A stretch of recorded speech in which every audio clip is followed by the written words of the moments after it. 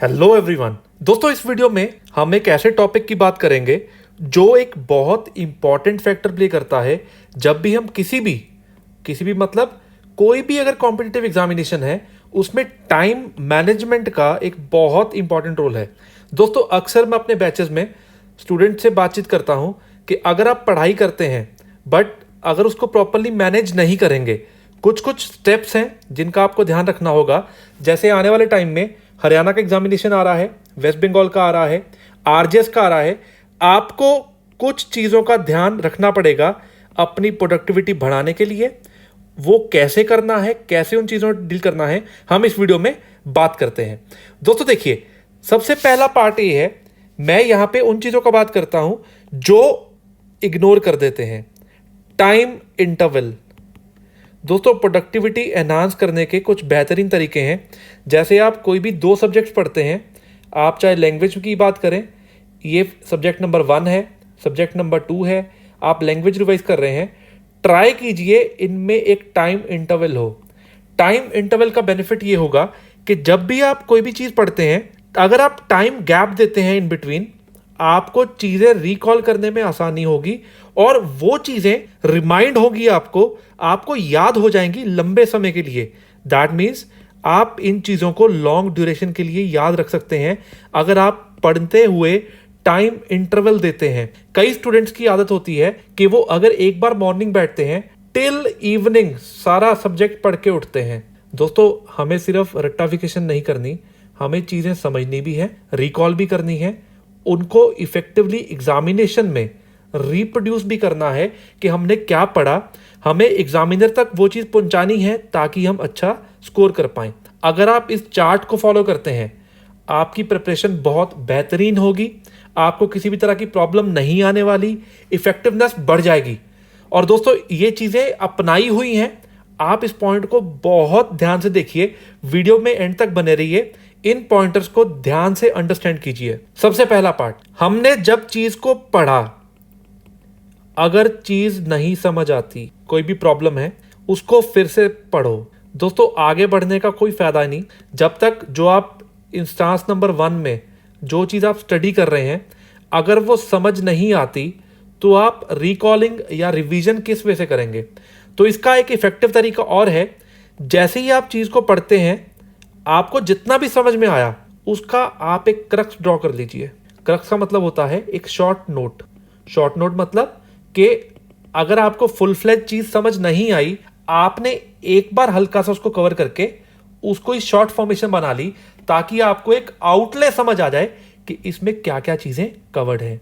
दोस्तों, अगर आप इस तरीके से पढ़ेंगे तो ये जो टॉपिक होगा जो आपको नहीं भी समझ आ रहा, ये इफेक्टिवनेस बढ़ेगी, आपको चीजें समझ आएंगी। ये साइंटिफिकली प्रूवन फैक्ट है। अगर आप किसी भी चीज को रिवाइज करते हैं, जैसे आपने टॉपिक कोई कवर किया डे नंबर 1 पे, उसको ज्यादा से ज्यादा, मैक्सिमम टू मैक्सिमम, आप 14 जो पर्टिकुलर डेज हैं, आप जो 14 डेज तक मैक्सिमम डिले कर सकते हैं।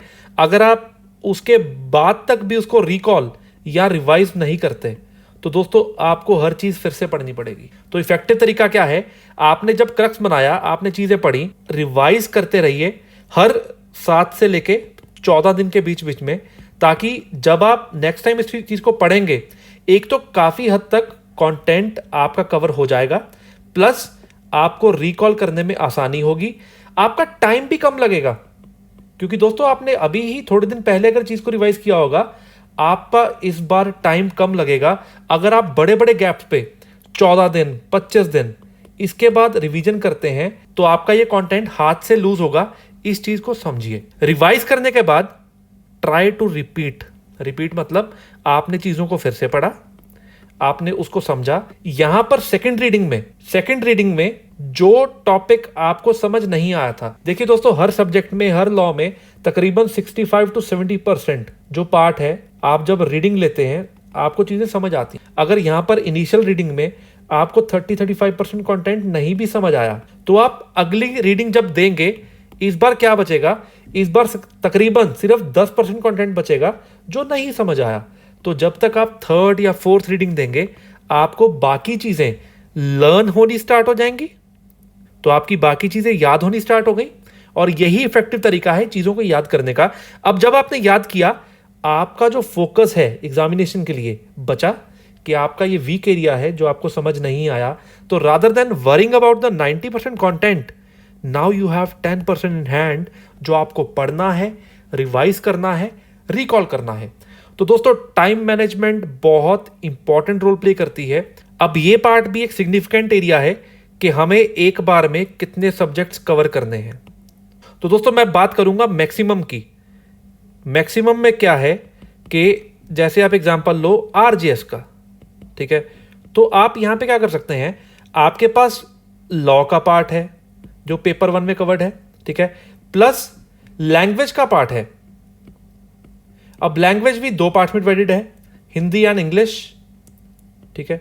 तो इनिशियल कुछ दिनों के लिए you can start with the law part, सिर्फ कुछ दिनों के लिए। तो थोड़े दिन में ही 45 अप्रोच से, मतलब 45 मिनट्स रोज लैंग्वेज का आप ये चीज कवर कर रहे हैं।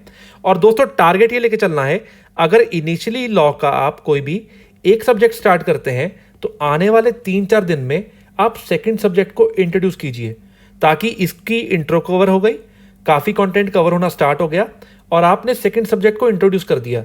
लाइकवाइज क्या होगा, जब तक ये सब्जेक्ट कंप्लीट होगा तो आपका तकरीबन काफी हद तक सेकंड पार्ट भी कवर होना स्टार्ट हो जाएगा। जैसे ही ये सब्जेक्ट कंप्लीट होने वाला है तो आप थर्ड सब्जेक्ट इंट्रोड्यूस करते हैं। तो और एक चीज और है यहां पर, जो सब्जेक्ट्स आपको बिल्कुल नहीं आते उसकी लिस्ट बनाइए। जो सब्जेक्ट्स आपको बिल्कुल नहीं आते उसकी लिस्ट बनाइए, क्योंकि दोस्तों जो सब्जेक्ट्स आपको आते हैं वो करेंगे आपका कॉन्फिडेंस बूस्ट, ठीक है।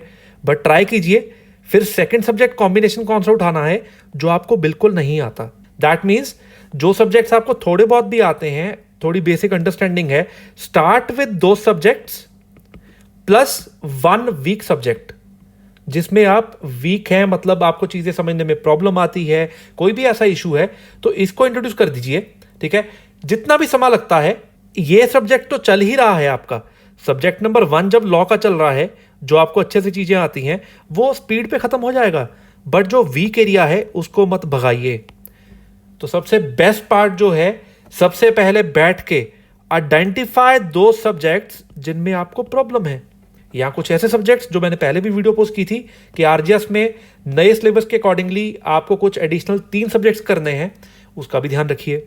अब दोस्तों, लैंग्वेज इंप्रूवमेंट का क्यों मैं हर वीडियो में बार बार लैंग्वेज पे फोकस डालता हूं?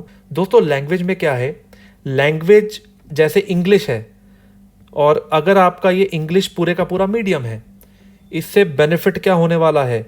इससे बेनिफिट दोस्तों ये होगा कि जब आप लैंग्वेज पढ़ते हैं, आप लैंग्वेज सिर्फ लैंग्वेज के पेपर में ही यूज नहीं कर रहे। लेट्स से आपका अगर इंग्लिश मीडियम है या आपका हिंदी मीडियम है, तो उस केस में एग्जाम्पल ले लो इंग्लिश मीडियम का। आप एग्जामिनेशन में जाके बैठे, आपने लैंग्वेज के तौर से भी प्रिपेयर किया है, बट लॉ के पेपर में भी इंप्रूवमेंट आएगी। कौन सा वर्ड कहां पे यूज करना है, कैसे यूज करना है, दैट मीन्स ये बन जाएगा अपना विन विन सिचुएशन कि हमने लैंग्वेज पॉइंट ऑफ व्यू से पढ़ा उस पर्टिकुलर सब्जेक्ट को, बट हमारी लॉ में भी इंप्रूवमेंट आ गई। तो दोस्तों, ऐसी और वीडियोस हम लेके आते रहेंगे। अगर आपको ये वीडियो अच्छा लगा है, चैनल को सब्सक्राइब करना ना भूलें, ताकि और वीडियोस आपको मैं गाइड करता रहूं पेपर के रिगार्डिंग, डिफरेंट जो अभी एग्जामिनेशन आ रहे हैं, और आप जल्द से जल्द अच्छा स्कोर कर पाएं। In case of any query, आप इस दिए गए नंबर पर कॉन्टैक्ट कर सकते हैं, ताकि आपकी जो पर्टिकुलर क्वेरीज हैं उनको जल्द से जल्द सॉर्ट किया जा सके। Thanks a lot for watching this video.